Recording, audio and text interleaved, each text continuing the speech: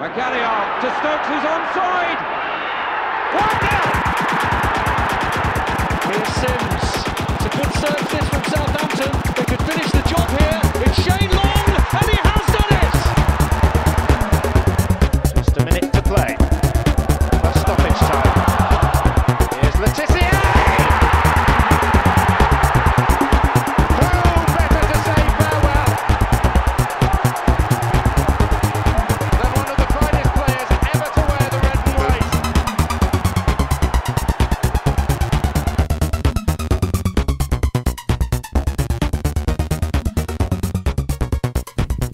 Hello and welcome to yet another episode of the Saints FC podcast.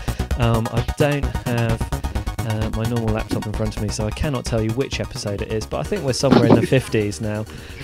And I'm absolutely delighted that I've now figured out a way to work around having basically no internet in Devon, and I've managed to get Tom Parker on the phone, plugged into my wife's podcasting recorder, and I have a pile of cables in front of me, but it all seems to be working. So, Tom, welcome back. Well, I know you've kind of done the podcast without me a couple of times, but welcome back to I don't know.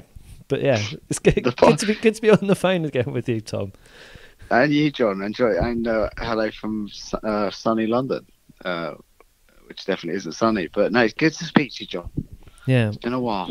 Yeah, I mean, the last time I spoke to you was at your stag do, and oh God. I think the point at which I left your house, your conversation had, I mean, it probably wasn't top quality Tom Parker. It was kind of like, 3 o'clock in the morning, had a little bit too much to drink, pretty knackered Tom Parker chat, which is good. And probably the most impressive part about it is I can't remember which song it was, but you basically rapped an entire Kanye West song back at me whilst we were dancing around your living room. So I mean that was quite impressive. I don't remember anything. I genuinely don't. After about 11 o'clock, it's all a blur. Yeah, I mean there was. But there you go. There was one great point in the pub, probably around about 11 o'clock actually. When no, it must have been a little bit later, but I think you were kind of like lost to the world at that point. You had the glazed look in your eyes, and then your friend Owen put a Soulwax song on the stereo, and then suddenly your body kind of lurched back into life, and Tom Parker was reborn and dancing across the pub.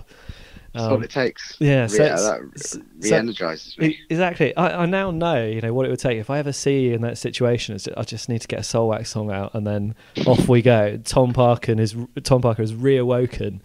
My favourite Belgians. From a stupor. Yeah. So Tom, I mean, maybe there's a little bit of a similarity to Saints and the reawakening under Ralph Hasenhüttl and the rebirth. The rebirth. He's got in there and he's put the right song on the stereo in the dressing room, and the players are coming back to life. We're not 100% there yet, but there's definitely progress that we need to talk about. But I suppose the first thing we really need to do is have a look back at the two games that Saints played last week. 2 draws, both 1-1. I've kind of titled them the heroic draw against Palace and the disappointing draw against Burnley. Should we get stuck into the game against Palace at St Mary's? Let's get cracking, John. Yeah. So, I mean, 2 incredibly important games, and then obviously the one on Saturday against Cardiff coming up is incredibly important as well, because they are still our rivals in the relegation zone. And with Palace and Burnley, and I think to a lesser extent Cardiff, but with Palace and Burnley, I think those are 2 teams that are performing way below their level, as Saints have been this season as well. But they're also 2 teams that seem to be having a little bit of an improvement as well. Palace have had some big results. They were very unlucky not to beat Liverpool. They obviously beat Manchester City, which was a big shock. And they came to St Mary's. I think people were feeling pretty optimistic. But, after 10 days rest, the team just didn't seem prepared at all. The first half was so poor. Yeah, it was weird. It was like it was a bit like the first game of the season, where I almost think about the first game, the Burnley game, and you were like, well, Burnley have had few games, midweek games, so they'll be tired, where Saints will be raring to go because we've not played. And it was almost the opposite, where Burnley came at us, and it felt the same against Palace, where you'd think after 10 days the players would be itching to get out there, but they weren't. They were slow, they were second, they were outfought for most of the first half certainly by the Palace midfield. And Zaha and Townsend gave them a torrid time. And I know we'll talk about maybe the transfer window later on, but up against two very good wingers, our young fullbacks were non-existent really, and I guess they just had to play a much more defensive game. But yeah, it was probably an as abject a first 45 minutes as you've seen under the rabbit hutch. Yeah, and I mean it's kind of shades of the first game when he was officially manager, really, which was that game against Cardiff where we were pretty poor as well. But I just looking at kind of how we gave the ball away. I mean, in the lead up to the Zaha goal, where McCarthy was beaten at the near post, that came from a poor Saints clearance and not quite getting to the tackles. We also had some kind of interesting moments. I mean, there's a Valerie tackle on Zaha in the first half, which was millimetres either way. It could have been a brilliant tackle or an awful foul and a penalty, and he got it in the brilliant tackle section. And I don't know whether that was by luck or just by him being brilliant. But we really had nothing at all. I mean, there was a Højbjerg shot, from distance, and that really is the only kind of positive thing that I can remember in the first half. And as the second half started, we were still poor as well, which... Yeah, we were poor till about 75 minutes in, when, to be fair to Hasenhüttl, he did, he was brave, wasn't he, with his choices. He did bring on more attacking players. He changed formation. He put, he put Ward-Prowse, I think, to right wing back at one point. Yeah. So he did, he's not scared to make changes, and I think. When it came to Ward-Prowse again, he made the difference for Saints, didn't he? Yeah, absolutely. And it was kind of those... I mean, it was those attacking substitutions which I think helped change the momentum of the game. I mean, he brought on Mohamed El-Nussi, and I can't really say that had a hugely positive effect, but I think the reshaping of the team, bringing, Valerie off after... Yeah, he's a funny one, isn't he, Valerie? He just doesn't look quite ready for it yet. Yeah, it is going to take him some time, I think. And there was an interesting interview with him, I think it was on the Saints website actually, and he was talking about how when he was younger he actually found the technical side of the game a little bit difficult, but that he always had quite good physicality. You can definitely see the good physicality with him. But he does take risks, which I think is, that's inherent with young players. They do take risks. Sometimes they pay off, and when they pay off, that's really good. Like his tackle on Zaha in the first half, where it paid off and he made a brilliant tackle. In the second half, he had a pretty poor foul on Zaha, which wasn't given, and was starting to kind of build up the Wilf Zaha anger that was kind of boiling up inside, which we saw spilling out later, and we definitely want to talk about that. But also, Palace had another disallowed goal there as well, which I thought could well have been given. I mean, it was disallowed because I think there were 3 Palace attacking players around McCarthy, and the referee felt that he'd impeded McCarthy. But that they were bullying McCarthy in the box, and I know you always like to describe Fraser Forster as a vampire, but McCarthy was doing the vampire thing there, Yeah. in terms of his approach to the crosses. Yeah, and he learned about that. I think we'll come to the Burnley game. He certainly looks a bit more confident. But I think, with Valerie, he's a funny one. He almost seems like he almost could have been sent off in every single game. Yeah. He almost, you can imagine him almost, he just seems to really ride it quite close to the edge, and he wants to watch out because people, he's fairly new right now, but people will get wise and they'll start winding him up. Yeah, I don't know necessarily whether like Valerie is for the wind up or if he's just like a massive risk taker and that's why he goes, sails a bit too close to the edge. But the other bonus about that is he is winding up other players, which was very effective on Zaha. I think that let's go to the. Should we go to the Saints?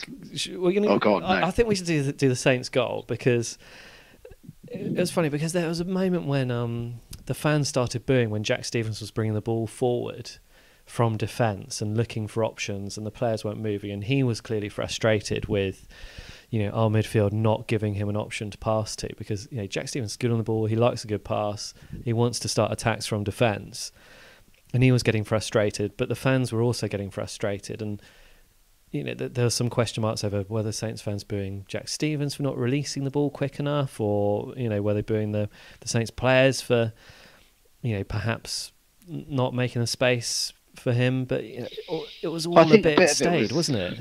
It was, and I think a lot of it was almost was Ward-Prowse in a good way, because I think people want to see, with the form he's in, people really want to see Ward-Prowse on the ball.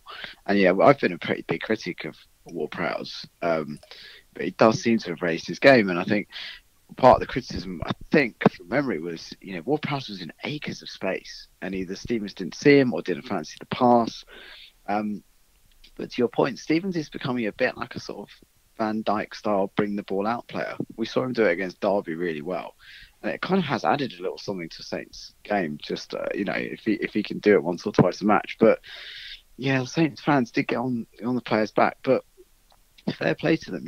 The old Saints players might have shrunk and might have withered under that, but the new lot under Ralph. And again, there's so many players there that weren't getting game time under Hughes. It's insane.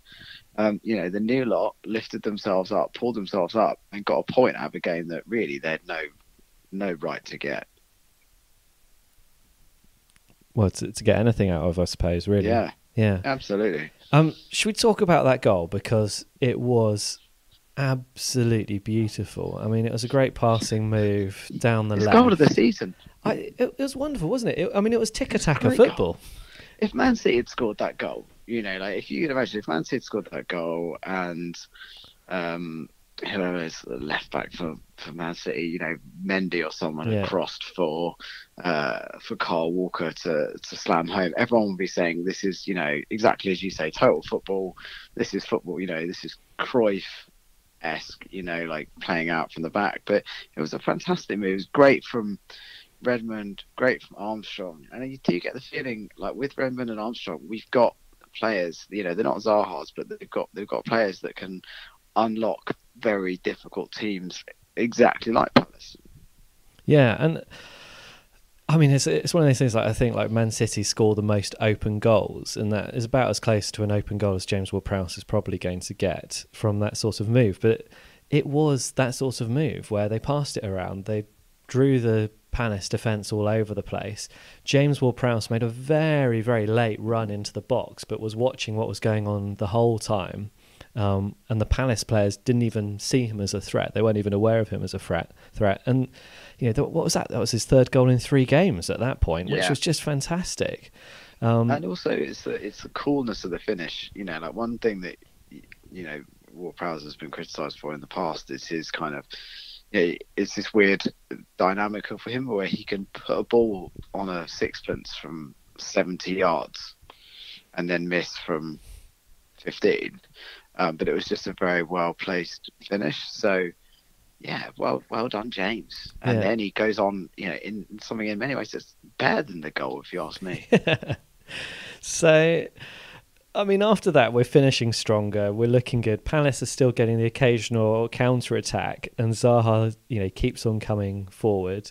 I can't remember if Bednarek's amazing clearance off the line from Sacco was before or after James Ward-Prowse had scored, but it's another. That was his second one in. It's 4 points. He rescued Saints alone on those clearances. And I think Target had like an amazing last-ditch tackle, didn't he? And then we had the James Ward-Prowse, which I thought, there was maybe an argument that it was a foul on Zaha. But it was a helpful kind of like shoulder barge. I'm going to give James Ward-Prowse the benefit of the doubt here.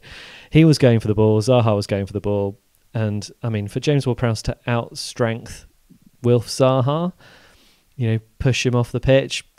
I mean, you'd expect Zaha to win that battle any day. And Zaha just totally lost it. It was definitely the last straw for him, wasn't it? It doesn't do himself any favours, and it's weird because it wasn't for me like a clear-cut foul. There was contact, but at that speed, I don't think it was a clear-cut foul. And it's interesting, isn't it? Like, we've spoken loads before, as you just said about Ward-Prowse and about, he's too nice. Is this really, who was it? Koeman said, he's the sort of guy who'd want to date your daughter. Yeah, that was Claude Puel, wasn't it? It'd be like your favourite son-in-law or something. Yeah. But you probably wouldn't say the same thing about Romeo. You probably wouldn't say the same about Højbjerg, and you probably, you wouldn't say it about Lamina. And they're all getting in the team. But, from what we've been told, Ralph has told Ward-Prowse to be more aggressive, and he seems to be doing that. But he was right, and I think people want to see James Ward-Prowse be a winner. Yeah. And people can moan, say it's not sportsmanlike, but if you look at like Ronaldo, and I know people hate Ronaldo, but like he does what it takes to win. And also, Ward-Prowse didn't cheat. He didn't do anything. He just laid a trap. That was a very well signposted trap, and Zaha is an idiot because Zaha walked straight into it. Yeah, the funny thing with Zaha, so I think there is this statistic that after Eden Hazard, he is the most fouled player in the Premier League. He's obviously aware of that stat. He's obviously already feeling like a bit of a victim because of that. And there were a few tackles which our players got absolutely right on Zaha. There were a few tackles which may be a little bit more borderline. So he's feeling really wound up by that point. And James Ward-Prowse picks up the ball, goes to throw it. Has it kind of there's a momentary, almost where he kind of looked like he was going to put the ball in Zaha's face, but didn't. But that was enough to just make the blood boil over, wasn't it? And then James Ward-Prowse's nonchalance, his nonchalant little spit to the side, and then kind of you could see the delight. You could see on James Ward-Prowse's face. It just lit up, didn't it? And also, it was he did this sort of little pat on the back of the head, didn't he? Yeah. Which in no way was aggressive, but was incredibly patronising. Oh, so patronising. So patronising. And Zaha lost it. And the stupid thing is, like, Zaha, he doesn't get sent off for that, which he shouldn't have done. He didn't get sent off for the most stupid thing you've seen a professional footballer do in a long time, and that really is saying something. Yeah. So he gets the yellow card for raising his arm at James Ward-Prowse, but then applauding the referee, who I can't remember who the referee was, but he wasn't having any of it at all. Sends him off. But then he didn't even leave the pitch after that. He was still applauding the referee. Clapping. Yeah, I mean, it was Andre Mariner. Yeah. It was such a stupid thing to do, and it's funny, you watch the reaction of the Saints fans behind Zaha, and as soon as Zaha starts clapping, Saints fans are back up on their feet, like going, like, come on, ref, like, you can't allow him to do that. And it's such a strange thing for a professional footballer too, because he must know exactly what's going to happen to him. Yeah. When he does that, and it's such a bizarre thing to do, and maybe, for Zaha, Andre Mariner represented all refs in terms of this kind of like, this kind of, like, I never get anything from you guys. Yeah. So here I am sort of applauding you. But it was a really stupid thing to do. And what was nice as well was Ward-Prowse does this little fist bump, like sort of, like after he gets sent off. And I like it, good. Ward-Prowse, be horrible. Use your talent, but also be nasty. The great thing there is, though, is he turned to the Kingsland stand, didn't he, to do it, to grab his fist, and he looked at the fans and just gave them that, like, yeah, we've got him sent off. And, he even had the Kingsland stand up on their feet, really kind of belt really it out, which is fantastic. And so, Tom, I suppose, this is a question that you've asked me many times on the podcast before. What is a James Ward-Prowse? Yeah, interesting. Well, he appears to be a new man, doesn't he? He's thriving in this midfield role, and what they're saying, I think what they're saying to the midfielder seems to be is get the ball, release it quickly, that seems to be the way the team is being set up to play now. And Ward-Prowse, with his skill and with his close control and with his accuracy, if you look at like how quickly he's turning defence into attack now. But also he is getting stuck in more. Saints fans wanted James Ward-Prowse to do well, and there was talk about him going to Leipzig, which would have been Hasenhüttl's old club. Yeah. Earlier this season. But now he's looking. Lamina is obviously still coming back from injury, but there's no guarantee Lamina's going to get in that team. And if anything, you could say Ward-Prowse brings more to the team than Lamina does. Well, I certainly think at the moment he probably does. You can make that argument. I mean, but it's interesting it's taken this long, isn't it? It's 181 appearances for Southampton. Is that all? I think is it? I thought it was more, but is that all? I thought he had more, which says something. I mean, maybe not. Perhaps it is more if you include cup games or something. No, I think. But he's only 24, isn't he? No, you're right. It's over 200 appearances if you take into account FA Cup and League Cup. 222 appearances. He's 24 years old, so say if the average football plays 40 games a season, so he's been playing the equivalent of 40 game seasons. Yeah. Every year since he was 18, which is insane. But yeah, good. Let's see him kick on. We've got hope. It'll be interesting on Saturday. But a lot of love for Ward-Prowse at the moment, certainly from this house. Yeah. Okay. Great. So let's move on to our, I suppose, kind of perhaps more disappointing draw against Burnley. I think first thing we need to do is just give a massive shout out to the away support that traipsed up to what is probably known as the coldest, windiest, most exposed ground, certainly in the Premier League, on a weekend of snow and rail disruption and everything. And I've heard stories of people getting taxis, across cities to get to Burnley. So if you're one of the Saints faithful that were there at Turf Moor cheering on the team, what a fantastic effort. And we could hear you on the coverage as always. You can always hear the Saints away support. Fantastic group of fans. Again, I mean, this was like almost kind of the polar opposite of the game against Palace, really, because we actually started pretty brightly, and we had that fantastic early chance from Danny Ings, which came from kind of good vision again from Jack Stevens and Stuart Armstrong that helped set it up. And you'd probably back Danny Ings to score that most times, wouldn't you? You would, but I don't know, he's stuttering, isn't he, a little bit, Ings? And he, you almost wanted him, like if it had been Aguero, you almost feel he would have either rolled it under the keeper or just dinked him, but he didn't. He went for power, and with power he didn't have any control. So yeah, that was sort of one of the last things you saw, wasn't it, really, of Danny Ings, wasn't it? Yeah, because I mean, straight away, pretty much after that, he came off with a hamstring injury, which is very worrying, I think. What was that, 2 games in a week? It's just too much for him, isn't it? Yeah, and also he's really not playing 90 minutes. No, is he?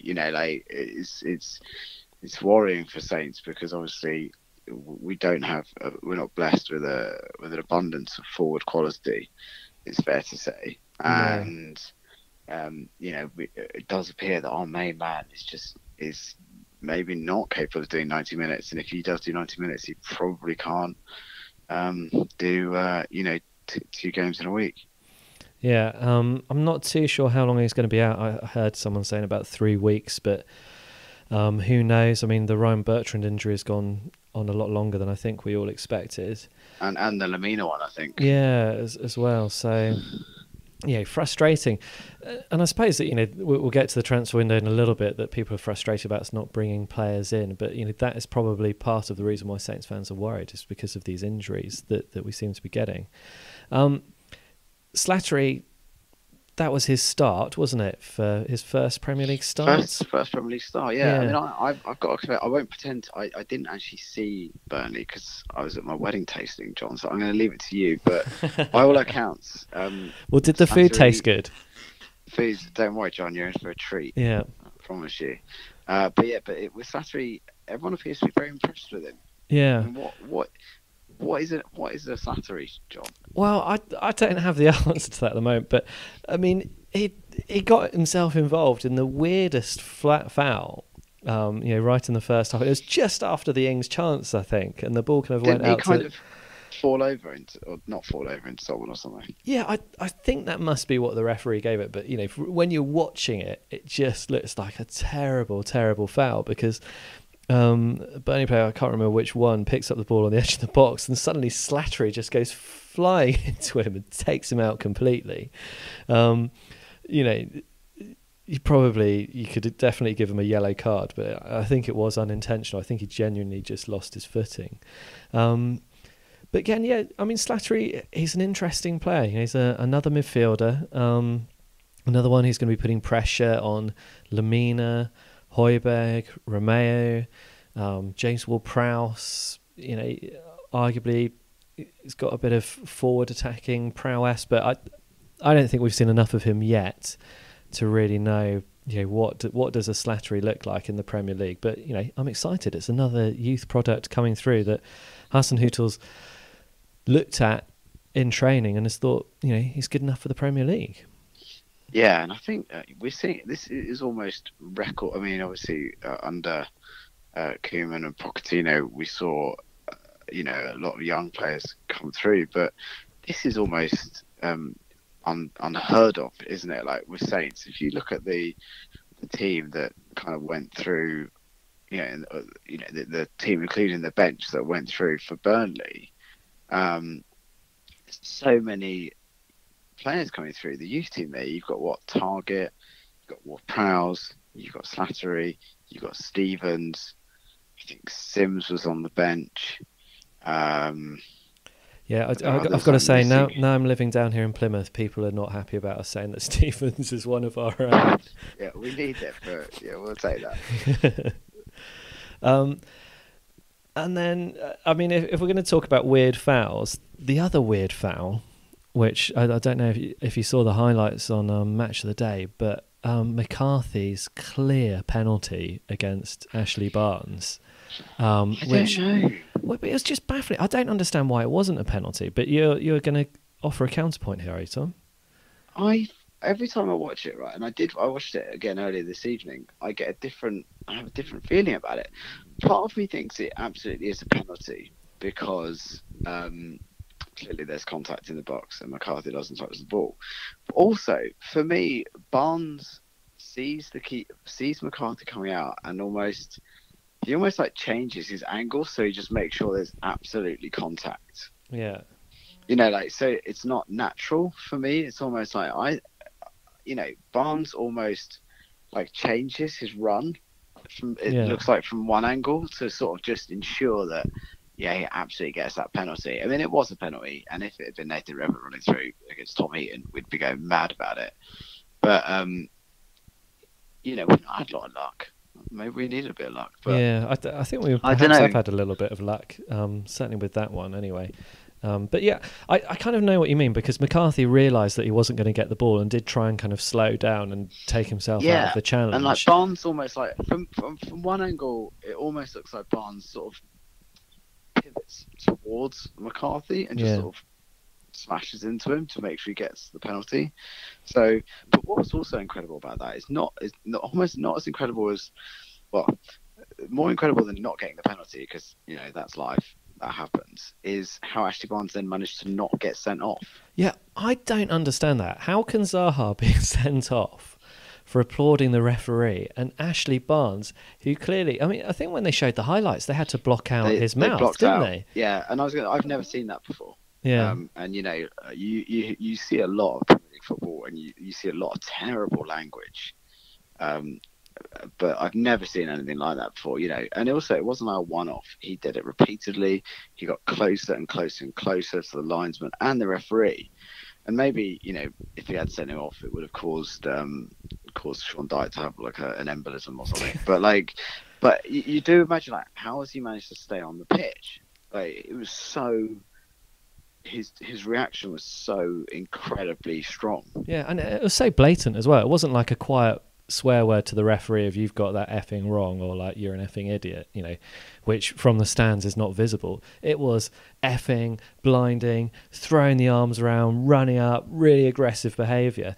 And this is going to be another thing that's going to wind up Zaha, isn't it? Because Zaha's going to see that on Match of the Day and think, well, how on earth is he getting sent off? Not getting sent off, and I do get sent off for much less. Yeah, it is very strange. I mean, it was abuse.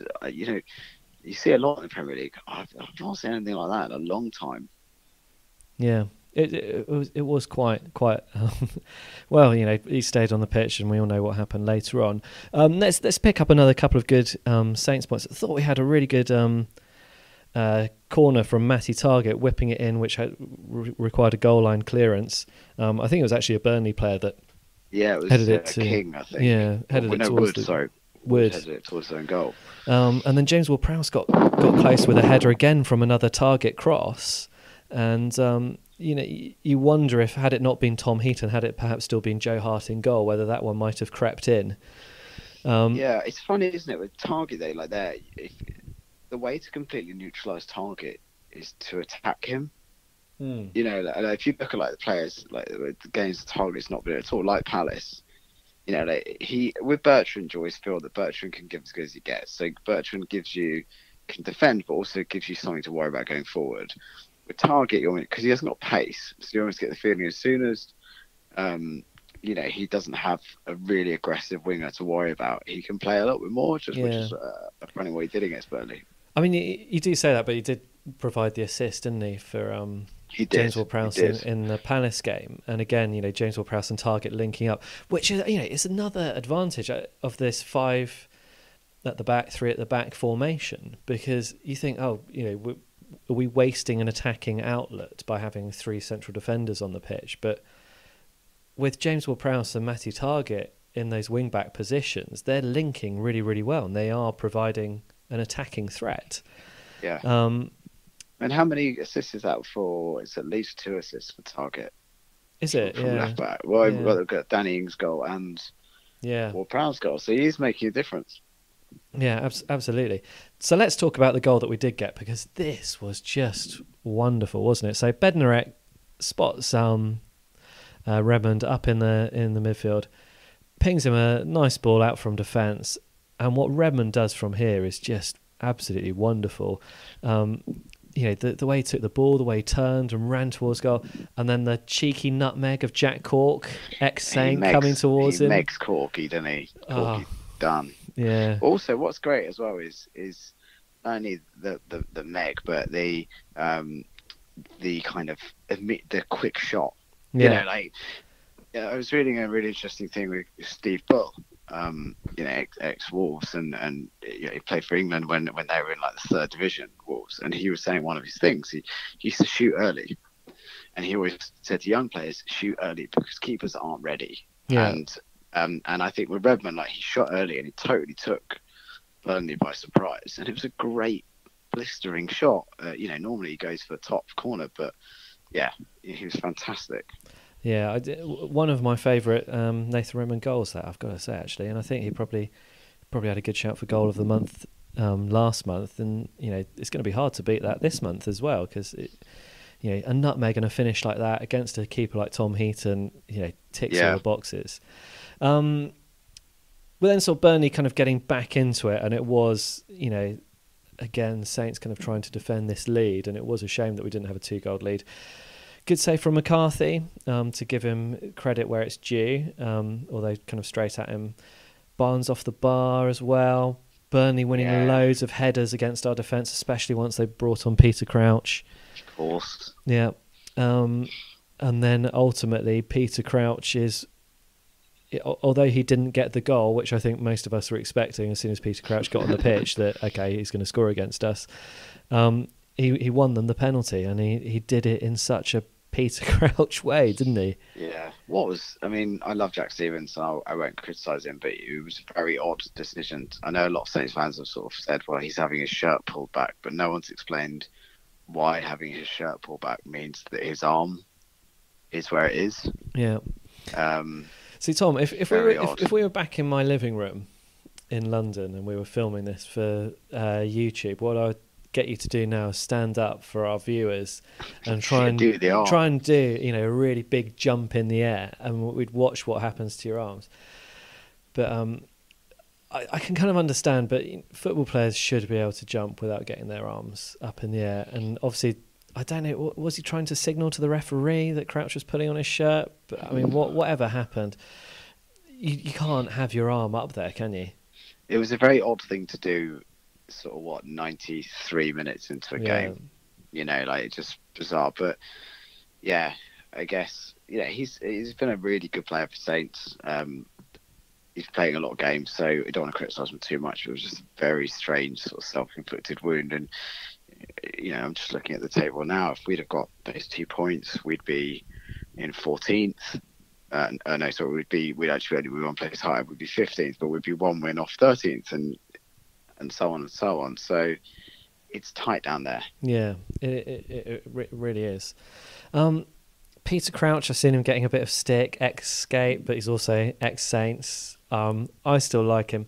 And I've got to say, I love him. If you're an England fan and he celebrated his World Cup goal against Trinidad and Tobago, I'm afraid you haven't got any legs to stand on in terms of, saying that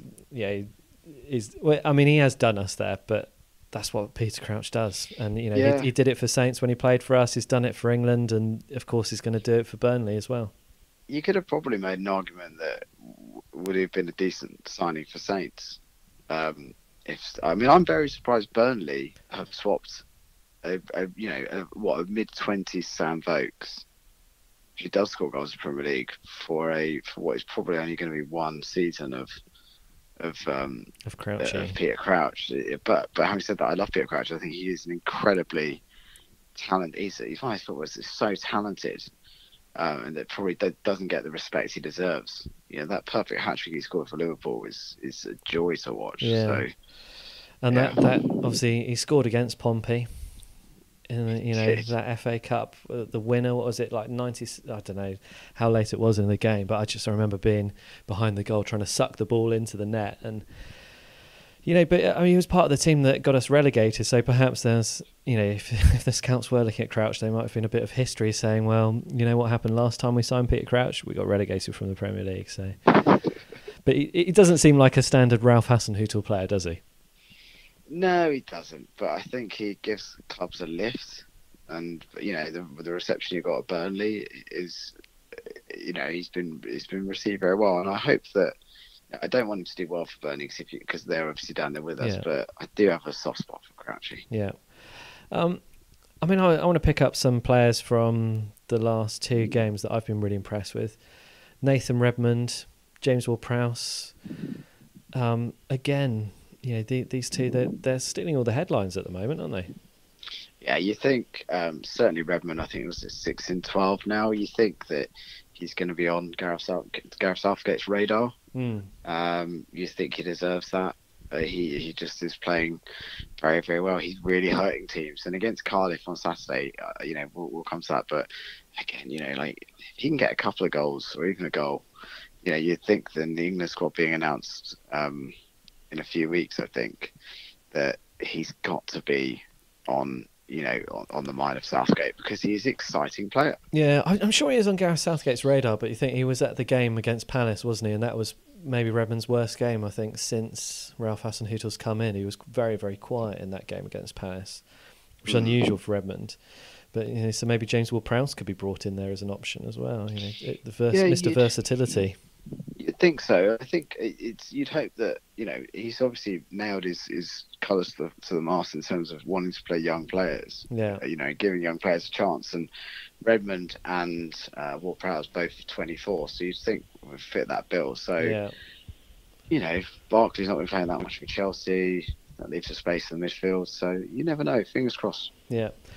And so with those two draws, although I think we maybe would have liked a win and a draw, or maybe would have expected a win and a loss, I think two draws against, they're actually two decent sides despite their league position. I think Burnley and Palace are both good sides.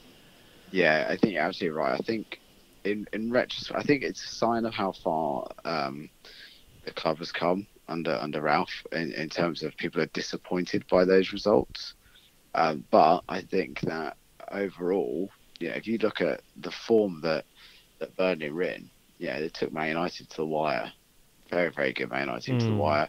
Crystal Palace have been playing well and we're at full strength. They're not bad results. They're not the results we would have wanted, but they're definitely not bad results. And again, our future is still in our own hands. Yeah.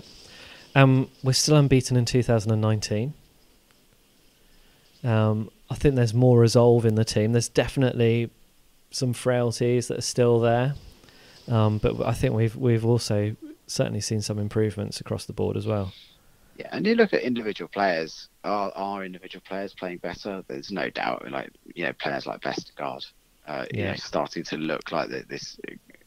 People are questioning on Twitter Vestergaard's footballing intelligence. I disagree. He makes important challenges.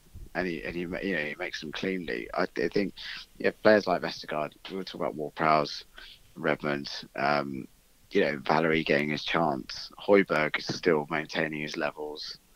Romeo's definitely stepped up. There's we're in control of our own destiny, and I think we'll know a lot more. Come the end of Feb. But again, we've got winnable games in Feb. Yeah. Maya Yoshida is back from the Asia Cup, where he was runner-up, captaining Japan. You'd have thought that Qatar would win that. Was it Qatar or Dubai? Yeah, no, it's Qatar. It's almost like there's some world governing body that wants to prove that Qatar is a footballing nation. Do Qatar have loads of ringers as well? Do they have players from Brazil yeah, of course they do. Yeah, nationalities. Yeah, absolutely. I mean, they're not a natural footballing nation, but there we go. They've won the Asian Cup. They won it against Japan, who are a very good footballing team. We saw that in the World Cup. Maya Yoshida, whilst everyone's talking about, we can't wait for Maya Yoshida to be back, so that we don't have Stevens giving away stupid handballs and giving away penalties. Do you know what Maya Yoshida did in the Asia Cup final, Tom?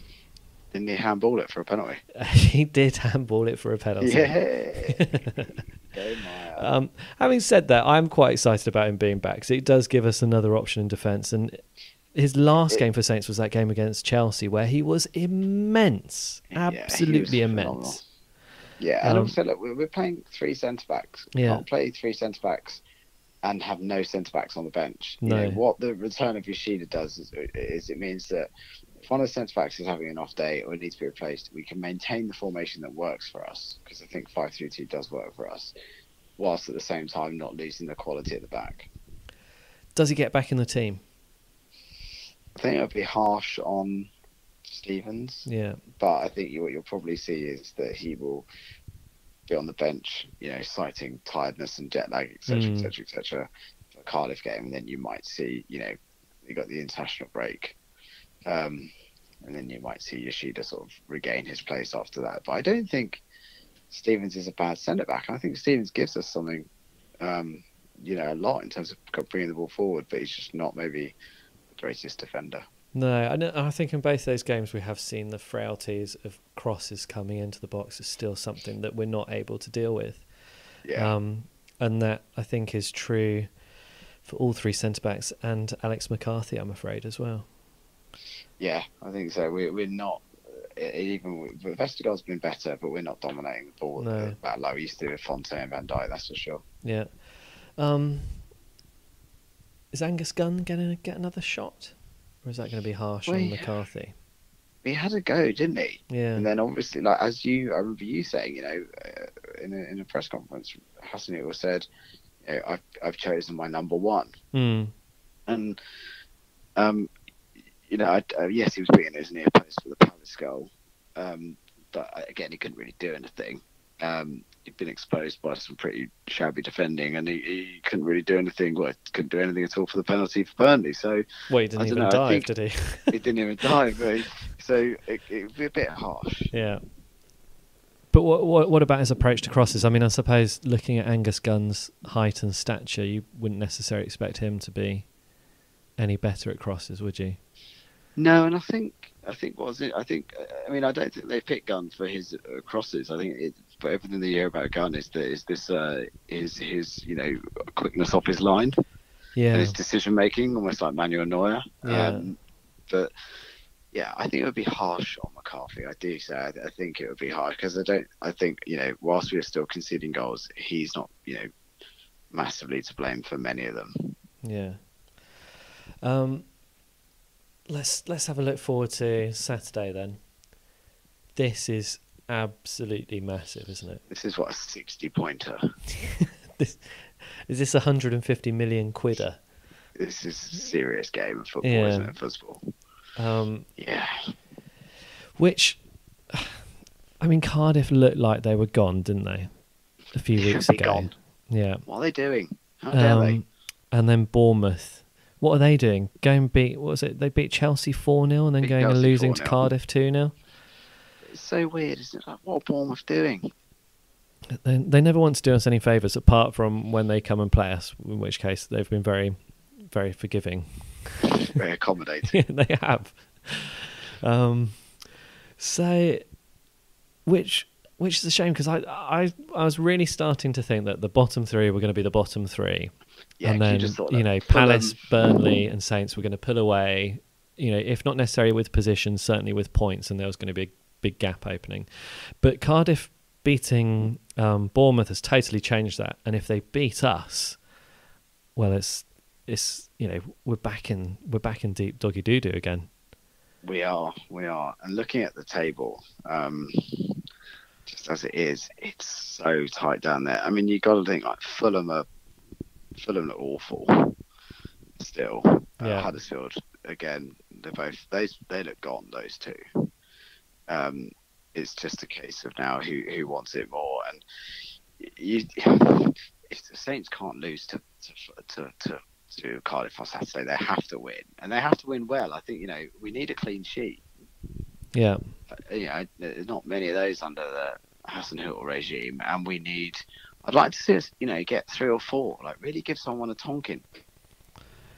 Tom, talking about tonkings, I mean, the other thing as well that we've got to think about with Cardiff is obviously they've had that tragedy very close to the club. Yeah, terrible. Which is an awful thing. I imagine a lot of the Cardiff players are going to be feeling grateful for what they have, because there was a man who was just about to fulfill his dream and becoming a Premier League footballer, hiring a jet to get him over there, and then we all know what the disastrous consequences were after that. But it's, in a weird way, is that the kind of thing which is maybe going to give Cardiff an edge that perhaps we wouldn't have expected them to have maybe 3 or 4 weeks ago? You think? I mean, it certainly seemed to give them, and this is a horrible word to use, but a lift almost. An extra couple of % maybe against Bournemouth. The emotion, perhaps. I guess emotion does strange things. Yeah. And sadness. I think away it's going to be different because obviously there's many fewer fans to cheer them on. But we know because from our away support, the difference you mentioned at Burnley, the difference it can make, and we need to. Saints need to be Saints fans need to be respectful of that, but also recognise their role. On Saturday and bringing that team over the line. They can't get on people's backs. They've got to build up on players. If Redmond tries something that doesn't work, brilliant, clap him. He'll do it again. Yeah. And one of those times it will work. So I think it might give them not a lift, but like a sort of extra incentive. But Saints. Whilst there's only 2 points difference, Saints have got immeasurably more quality players than Cardiff. Cardiff's win against Bournemouth, their first win, I think, in 5 or 6 games. We can beat Cardiff, and I would like to see us. Our goal difference is still pretty poor, -15. Yeah, I'd like let's win through. Let's win 3-0. Let's win 4-0. Let's actually give someone an old style spanking. Tom Parker has spoken. That's what's going to happen. I'm going to back you with that, Tom. I'm a little bit apprehensive about this game, but I'm really hoping that we see this through. And then I think if we look back at those 3 games, Burnley, Palace, and Cardiff, if we look back at it with 5 points, I think we'd be very happy with that. We look back at that with 3 points and we're going to be fairly disappointed. If we look back at that and we only have 2 points, we're going to be pretty disappointed and we're going to be in big trouble. But, we haven't lost in 2019, penalties aside. So, hopefully we can keep that run going.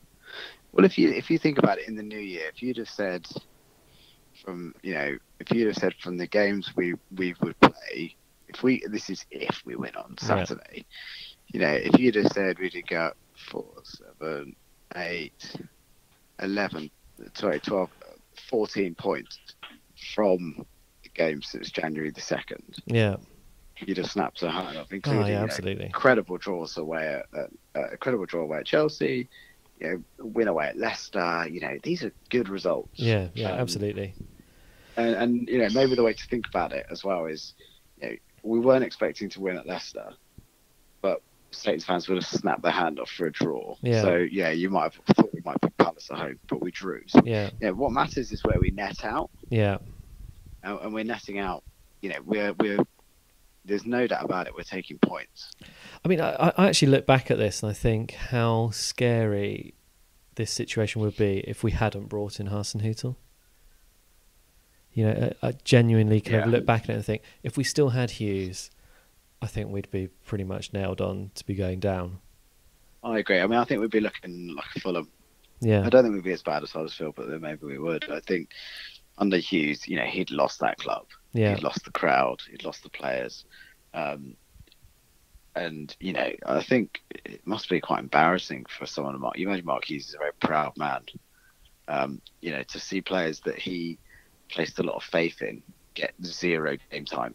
Virtually 0 game time under a new coach, and even not only get 0 game time, but be shipped out the club on loan and basically told, find yourself a new club. And then for players that you steadfastly refuse to give game time to, Romeu,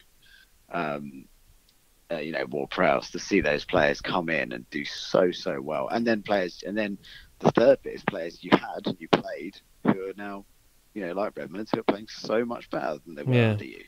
So on every level, he's been sort of shown up by Hasenhüttl, and I think, I think absolutely right. I mean, I despair of where we'd be if it wasn't for Ralph. Talking about players we've put out on loan, I mean, this brings very, very briefly touch on the transfer window, I think, before we kind of draw this podcast to a close. But Austin transfer was basically announced that, he's looking at clubs, there were offers, but we didn't bring in who we wanted to bring in, and therefore he wasn't allowed to leave. So that hasn't happened. There certainly seemed to be a lot of noise about the Birmingham City striker. I've forgotten his name. Adams. Yeah. Shea Adams, yeah. And I don't know anything about it. I know he's only had one good season. He's struggled for goals until now. But having said that, he's scoring a lot of goals for a very, very poor Birmingham team. So I don't know. I think we definitely needed another forward. I think not in terms of quality, but just with Ings' injury. And I do have serious concerns. I'm just amazed at some of the players we've let go. I'm amazed we've I know he's not a fan's favourite, but Suarez is a very capable footballer. Yeah. And if you think about it now, we've got 2 players. Our 2 right backs have a younger combined age than me. 18 and 19. They're the same age as me, the 2 of them. So and they've got virtually no Premier League game time between them. Yeah, but James Ward-Prowse seems to be now maybe the right wing back. I don't know. I guess it depends. Then if Hasenhüttl's looking at it and saying James Ward-Prowse, Jan Valery, and Kane Ramsey, that maybe he's feeling like he's sport for choice in that position. Yeah, I guess. And he didn't need an expensive Cedric. No. And Cedric has his issues as well.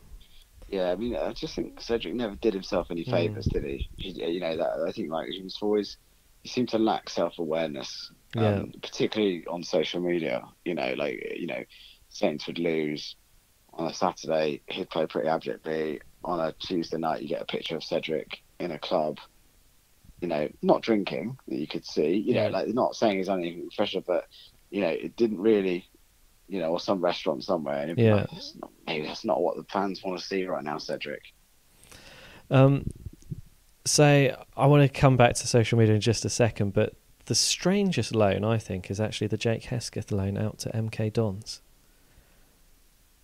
What is that about? Why did you bring him back from Burton Albion, who are doing well in League One? They've got a good manager in Nigel Clough. He's clearly done well for them, scored that fantastic goal against Portsmouth. Yeah, that was great. Obviously, he comes back, he's injured, but you'd have thought if they're going to send him out on loan again, they'd send him back to Burton Albion, where, Clough's come out in the press and said that they were very keen to have him. Why have they now sent him down to League Two? Someone on Twitter, I know that's the worst way to start a sentence ever. It's the new this bloke money. Down the pub, isn't it? Yeah. Like, in terms of, like, I've just got some information. Oh yeah, where'd you hear it from? Well, this bloke down the pub. Like Steve, his cousin.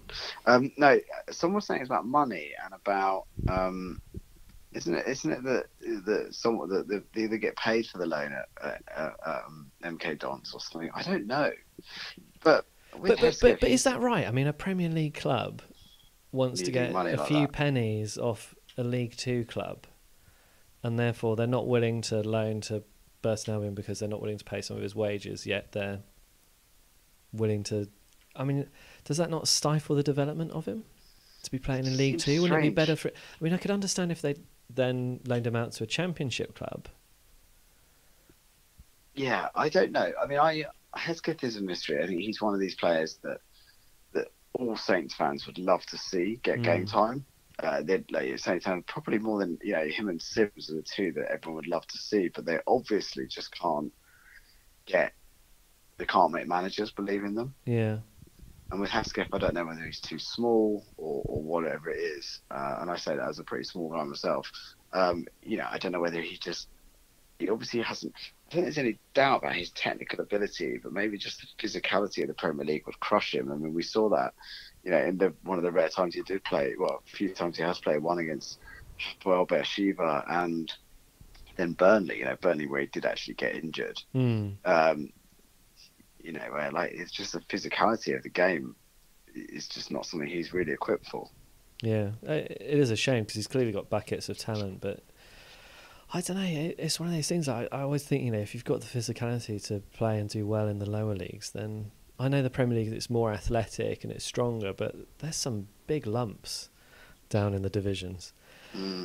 I found that one bizarre, but, how many managers is this now that have looked at Hesketh and have not decided that he is, fit for the first team? So, well, I mean, Koeman, so you got Koeman, Puel, Pellegrino, Hughes. And now Hasenhüttl. Yeah, I mean, that's a pretty damning thing. Yeah. You mentioned Cedric on social media. Graziano Pella, if you look at his social media, he's living a charmed life, isn't he? He's living the best life. He's living the life a man who looks like that deserves to live. Yeah, he gets paid £250,000 a week to play in the Chinese Super League. And, I mean, if you look at his Instagram page, which, if you're the kind of person that gets jealous, don't do it. Because Graziano Pella has everything. He's good looking. His girlfriend or his wife is absolutely stunning. The football pitch that he played on in a tropical island looks like the best place to play football in the entire world. All the restaurants and holidays that he's going on. I mean, man, that guy landed on his feet, didn't he? Yeah, but what a nice guy. Yeah. I always loved him in a Saints shirt. He always gave 100%. He scored some really important goals. I think he would always be welcome at Saints. And I'm just looking at his... Yeah, you're right, John. I can't look at that Instagram feed. Is your honeymoon going to be as good as Graziano Pella's weekend away or his Tuesday night? I'm looking at a picture of Graziano Pella on a beach with a massive pig. His missus, and I think I'm more likely on my honeymoon to look like the pig than I am to look like Graziano Pella.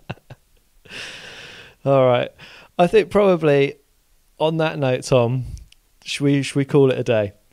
We will do, Sam. Yeah. Good to speak to you, John. Yeah, listeners, do get in touch, saintsfcpodcast@gmail.com. Thanks for all the comments on the YouTube page recently. We've been really appreciative of those. It's great to get your feedback. We're obviously on Twitter as well, @saintsfcpodcast. I've been John Bailey. I'm Tom Parker. And it's lovely to see you all, although we can't actually see any of you. But, you know, we're pleased that you listen to the podcast. Keep doing so. And, you know, come on, Saints, let's get a big result against Cardiff on Saturday. Looking forward to it. Bye-bye.